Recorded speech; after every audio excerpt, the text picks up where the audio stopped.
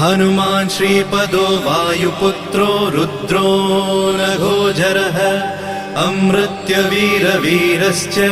ग्रामवासो जनाश्रयः धनदो निर्गुणः शूरो वीरो निधिपतिर्मुनिः पिङ्गाक्षो वरदो वाग्मी सीताशोकविनाशकः शिवः शर्वत्परो व्यक्तो व्यक्तो धराधरः पिङ्गकेशः पिङ्गरोमा श्रुतिगम्यः सनातनः अनादिर्भगवान् देवो विश्वहेतुर्जनाश्रयः आरोग्यकर्ता विश्वेशो विश्वनाथो हरीश्वरः भर्गो रामो रामभक्तः कल्याणप्रकृतिस्थिरः विश्वम्भरो विश्वमूर्तिर्